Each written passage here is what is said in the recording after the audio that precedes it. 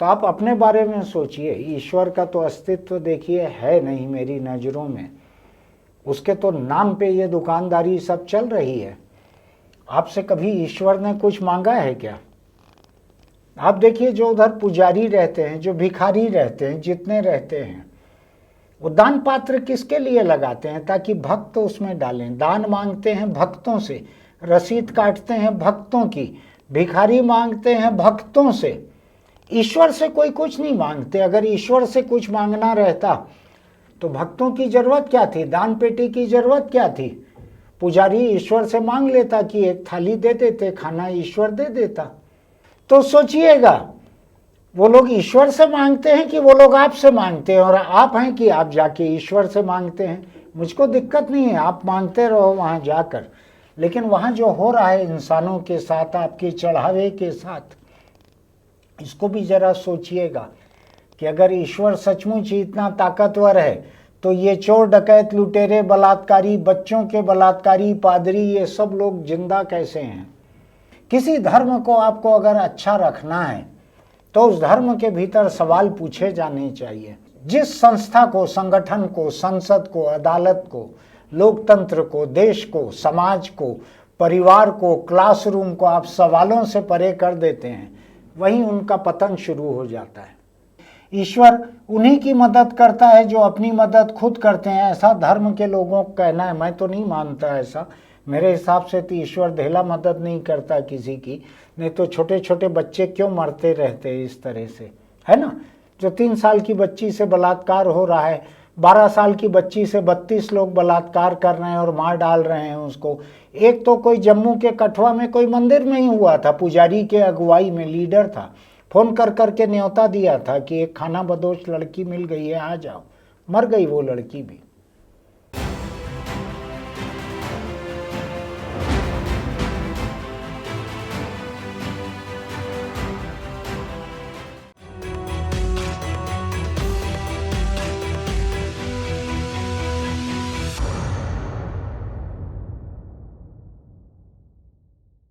नमस्कार, मैं छत्तीसगढ़ अखबार के YouTube चैनल इंडिया आजकल के स्टूडियो से सुनील कुमार। जय माता दी। उधर वैष्णो देवी जो लोग जाते हैं वो लोग ऐसा ही नारा लगाते हुए जाते हैं। मेरे एक दोस्त हैं रायपुर से, साल में 2 बार वैष्णो देवी जाते हैं। जिस समय कोरोना लॉकडाउन देश में चल रहा था उस समय भी वो पता नहीं कैसे कैसे करके वहाँ गए थे, और हर बार वहाँ से मुझको फ़ोन करते हैं और उनका पहला वाक्य रहता है जय माता दी। तो मैं समझ जाता हूँ, मैं पूछता हूँ संजय पहुँच गए तुम वैष्णो देवी? बोला हाँ। तो ऐसे बहुत सारे करोड़ों लोग हैं देश में जिनकी वैष्णो देवी पर अपार आस्था है। उधर से प्रसाद जो आता है उसमें सेब के टुकड़े रहते हैं जो कुछ सूख जाते हैं, ताज़ा सेब के टुकड़े जो सूख जाते हैं, ऐसा प्रसाद भी आता है। अब अभी वैष्णो देवी के बारे में खबर आई है कि वहां पर जो 500 करोड़ रुपए की चांदी भक्तों ने चढ़ाई थी, अभी जब भारत सरकार की टकसाल में भेज के उसको गलवाया गया, देखा गया, तो उसमें कुल 30 करोड़ की चांदी निकली, ऐसी खबर है। इसको लेके एक वकील पहुंचे हैं कोर्ट में और कोर्ट ने सरकार से वैष्णो देवी ये ट्रस्ट जो है वैष्णो देवी का, ये सरकार नियंत्रित है, ध्यान रखिएगा। ये अयोध्या जैसा नहीं है जिसके बारे में वो कहे हम आरटीआई का जवाब नहीं देते, हम किसी के लिए जवाबदेह नहीं है, हम सरकार को जवाब नहीं देते, हम स्वायत्त संस्था हैं। ऐसा नहीं है वैष्णो देवी में। वैष्णो देवी का ट्रस्ट जो है वो सरकार नियंत्रित ट्रस्ट है, जैसा कि दक्षिण भारत के अधिकतर मंदिरों का है। तो कोर्ट ने जवाब मांगा है कि ये कैसे इतनी चांदी नकली निकल सकती है। क्या भक्तों ने जो चांदी चढ़ाई वो इतनी नकली थी? ईश्वर तो मांगता नहीं है किसी से, माता किसी से मांगती नहीं है कि मेरे को चांदी की एक पायजेब तो ला देते, मुझको एक कंगन तो ला देते चांदी का। ऐसा माता तो किसी से नहीं मांगती है वैष्णो देवी। केवल यही आता है, चलो बुलावा आया है, माता ने बुलाया है, केवल इतना ही कहा जाता है। चलो बुलावा आया है, चढ़ावा मंगाया है, ऐसा तो कभी नहीं कहते कोई। तो क्या जरूरत है? चांदी नकली चढ़ाने की। न तो कोई वहाँ पे देख रहे हैं, न जांच रहे हैं, न माता किसी चांदी चढ़ाने वाले को अधिक आशीर्वाद दे रही है। ऐसा रहता तो 20-25 सिल्ली चांदी चढ़ाने वाले जो हैं ये तो ऊपर HIG वगैरह पा गए रहते पोजीशन अभी तक, लेकिन ऐसा होता तो नहीं है।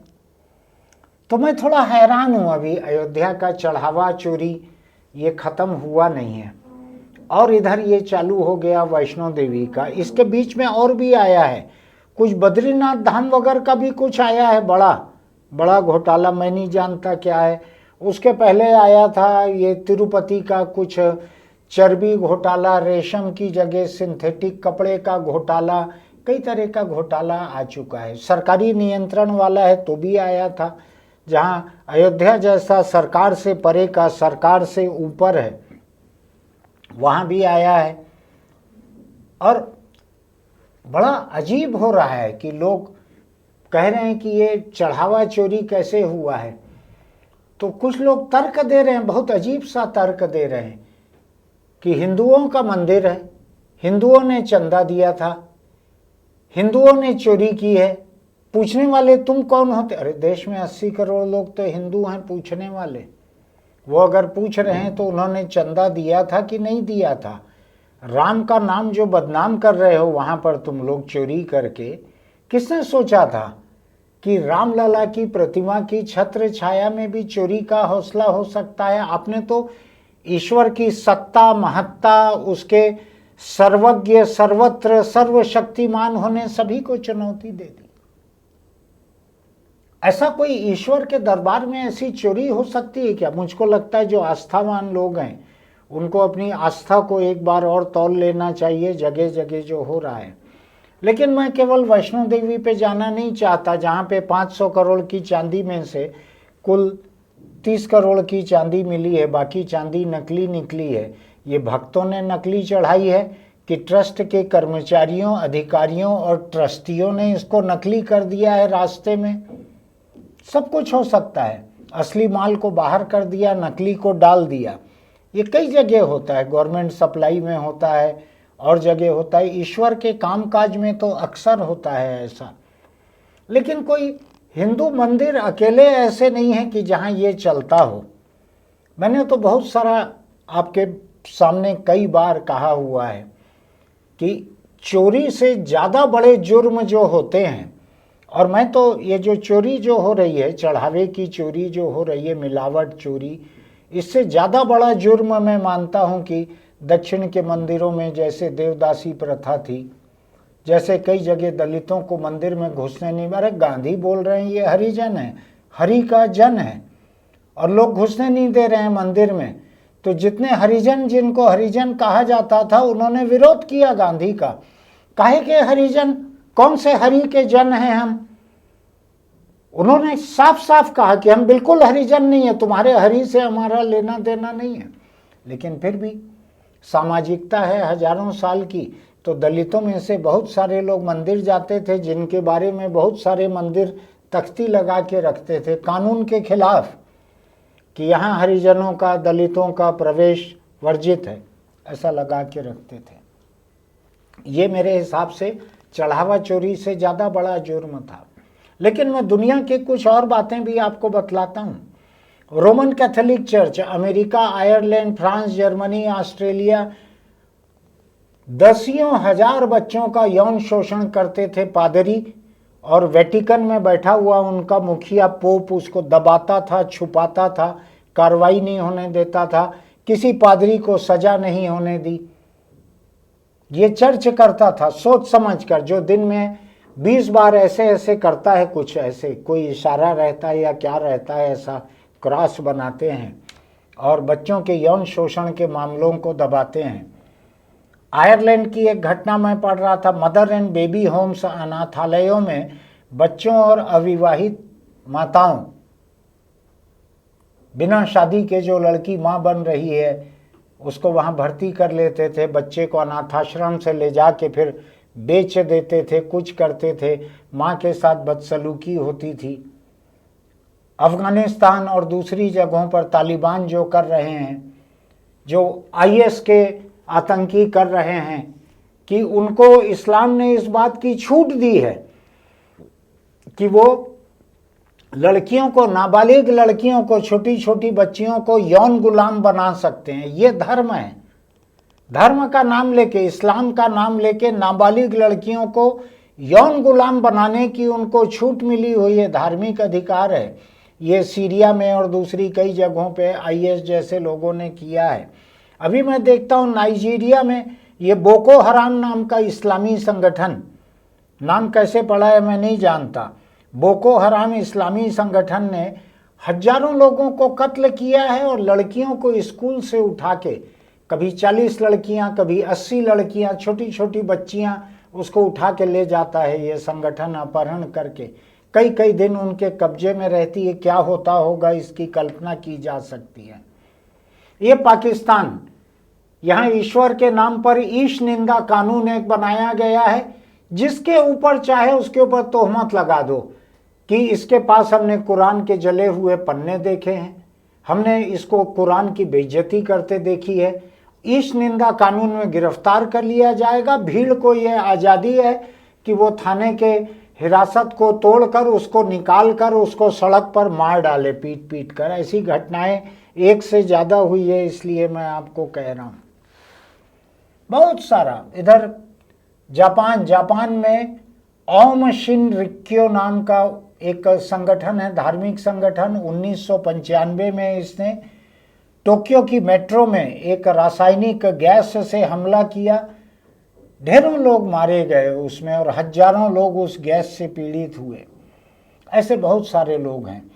अमेरिका में के कहते हैं, गोरे नस्लवादी लोगों का उग्र संगठन, आतंकी संगठन, हत्यारा सांप्रदायिक संगठन जो काले लोगों को मारने का, जिंदा जलाने का काम करता था, काले लोगों के घरों को जला डालता था।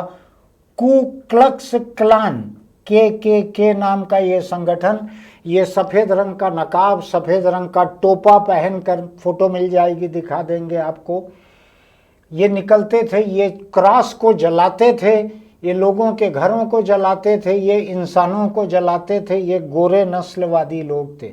अपने इधर भी ऐसे हैं, जाति के आधार पर, धर्म के आधार पर हिंदुस्तान में कत्ल, भीड़ हत्या, लिंचिंग, ये कोई कम नहीं है, बहुत सारा है।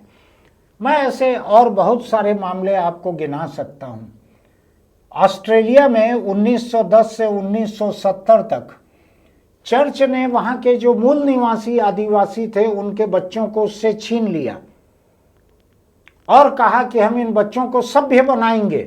सभ्य बनाने के नाम पे आदिवासियों के बच्चों को वहां से छीन के लाके चर्च के हॉस्टल में रखा, चर्च के स्कूल में पढ़ाया, उनको उनकी आदिवासी संस्कृति, जनजीवन, परिवार, गांव उससे अलग कर दिया, काट दिया। उनको शहरी ईसाई बनाने के नाम पर लेके आया। तो आज हालत यह है, सभ्य देश है ऑस्ट्रेलिया, वहाँ पर संसद ने अभी इन आदिवासी समुदायों के मुखिया सब बुलाया, आमंत्रित किया उनको, संसद के बीच में उनको इकट्ठा करके बैठाकर पूरी संसद खड़ी हुई ऑस्ट्रेलिया की, और उसने चुराई गई पीढ़ियों के जुर्म को मानते हुए इन आदिवासियों से माफी मांगी कि इस देश के शासकों ने, यहाँ के गोरे समुदाय ने, ईसाइयों ने, चर्चों ने आपके बच्चों को जो चुराया था, उनको सभ्य बनाने के नाम पर यहाँ लेके आए थे, हम उसके लिए माफ़ी मांगते हैं। इधर हिंदुस्तान के बारे में आप अपना सोचिएगा। बहुत सारा धर्म के नाम पर जितने तरह का अनाचार होता है, जितने तरह की चोरी होती है, मैं अपने छोटे से प्रदेश छत्तीसगढ़ में देखता हूँ। हर 15 दिन, 20 दिन, 25 दिन में तंत्र मंत्र के नाम पर, धार्मिक पाठ के नाम पर कोई तांत्रिक, कोई प्रवचन करता, कोई किसी लड़की से बलात्कार कर रहा है, कोई कुछ कर रहा है, होते ही रहता है। ये खत्म नहीं होते मामले। धर्म के किसी न किसी शक्ल को लेकर ये जुल्म चलते ही रहते हैं। तो मैं फिलहाल, मैंने बात शुरू की थी ये वैष्णो देवी से। मैं हर साल 2 बार प्रसाद वहाँ का पाता हूँ। मेरे दोस्त भक्त हैं वहाँ के, उनकी आस्था के अनुरूप मैं उस प्रसाद को ग्रहण करता हूँ पूरे सम्मान के साथ। इसलिए मुझको तकलीफ हो रही है। चाहे भक्तों ने वहाँ मिलावटी चांदी चढ़ाई हो, चाहे ट्रस्ट और कर्मचारियों ने असली गहनों की जगह नकली गहने भेज दिए हों सरकारी टकसाल में गलने के लिए, जो भी हुआ हो, आपको एक बार फिर सोचना चाहिए। दुनिया में चाहे जो भी धर्म आपका हो, और मैं बौद्ध धर्म की चर्चा नहीं कर पाया, ये म्यांमार जो है हिंदुस्तान से लगा हुआ, यहाँ पर बौद्ध धर्म के भिक्षुओं ने, इन लोगों ने रोहिंग्या लोगों को, मुस्लिमों को जिस तरह से मार मार कर भगाया, सैकड़ों हजारों लोगों को मार डाला, उनके गांव के गांव जला दिए, दसियों लाख रोहिंग्या शरणार्थी इधर उधर चारों तरफ भटक रहे हैं। 10 लाख की एक शरणार्थी बस्ती तो बांग्लादेश के ढाका में है। तो ये कम नहीं है, किसी धर्म के लोग कम नहीं हैं। जिस धर्म के लोग आपको कम लगते हैं उसके बारे में जरा पता लगाइएगा, तो आपको पता लगेगा कि वो भी छटैल ही हैं। तो आप सोचिएगा, ये धर्म, ईश्वर की धारणा, धर्मालु लोगों का धार्मिक आचरण, धर्म की संस्थाओं का क्या सामाजिक रुख है, वो इन सबको सोचिएगा जरूर। आपको लगेगा आपको या तो एक नए धर्म की ज़रूरत है या मेरे जैसे नास्तिक की ज़रूरत है जो आपको किसी तरह धर्म के चंगुल से बाहर ला सके, या आपको एक नए ईश्वर की ज़रूरत है। आपको किसकी ज़रूरत है आप तय कीजिए। अगर आप अपने धर्म के भीतर इस तरह की चोरी डकैती लूट बलात्कार ये सब देखते हुए भी आप उसी धर्म में डटे हुए हैं, तो आप अपने बारे में सोचिए। ईश्वर का तो अस्तित्व देखिए है नहीं मेरी नज़रों में, उसके तो नाम पे ये दुकानदारी सब चल रही है। आपसे कभी ईश्वर ने कुछ मांगा है क्या? आप देखिए जो उधर पुजारी रहते हैं, जो भिखारी रहते हैं, जितने रहते हैं, वो दान पात्र किसके लिए लगाते हैं? ताकि भक्त उसमें डालें। दान मांगते हैं भक्तों से, रसीद काटते हैं भक्तों की, भिखारी मांगते हैं भक्तों से, ईश्वर से कोई कुछ नहीं मांगते। अगर ईश्वर से कुछ मांगना रहता तो भक्तों की जरूरत क्या थी, दान पेटी की जरूरत क्या थी? पुजारी ईश्वर से मांग लेता कि एक थाली दे देते, खाना ईश्वर दे देता, आपके दान की जरूरत नहीं रहती। दान पेटी, रसीद बुक, इसकी जरूरत नहीं रहती। भिखारी सामने कटोरा लेके क्यों बैठे रहते हर धर्म स्थल के बाहर? तो सोचिएगा, वो लोग ईश्वर से मांगते हैं कि वो लोग आपसे मांगते हैं, और आप हैं कि आप जाके ईश्वर से मांगते हैं? मुझको दिक्कत नहीं है, आप मांगते रहो वहाँ जाकर, लेकिन वहाँ जो हो रहा है इंसानों के साथ, आपके चढ़ावे के साथ, इसको भी जरा सोचिएगा कि अगर ईश्वर सचमुच ही इतना ताकतवर है तो ये चोर डकैत लुटेरे बलात्कारी, बच्चों के बलात्कारी, पादरी, ये सब लोग जिंदा कैसे हैं? क्यों ये भस्म नहीं हो जाते? मैं तो इधर निकलता हूँ मेरे शहर में तो चर्च की दीवारों के बाहर लिखे रहता है यीशु आ रहा है। मुझको लगता है इधर जरूरत कम है, इधर चर्च वर्च के स्कैंडल कम है।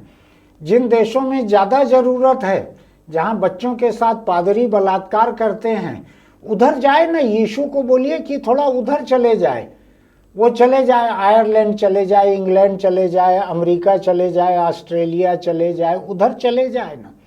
पता नहीं उधर आता है कि नहीं यीशु, इधर वाले लिख के रखते हैं यीशु आ रहा है।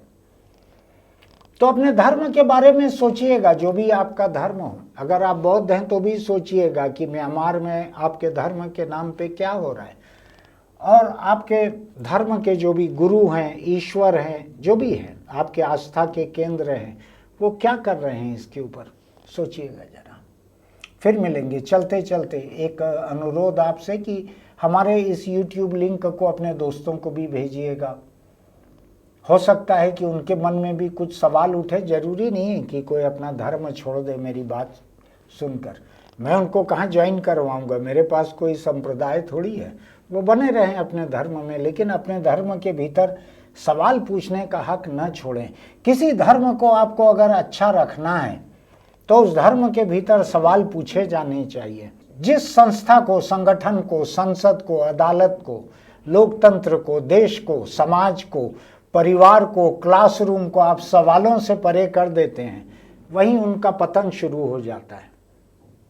तो भेजिएगा अपने दोस्तों को, हो सकता है उनके मन में भी 4 सवाल उठें, 3 मेरे लिए भी रहें, उनके मन में दिक्कत नहीं है मुझको। फिर मिलेंगे। चलते चलते छोटी सी सलाह, ईश्वर का भरोसा करके बिना हेलमेट मोटरसाइकिल स्कूटर दोपहियों पर मत निकलिए।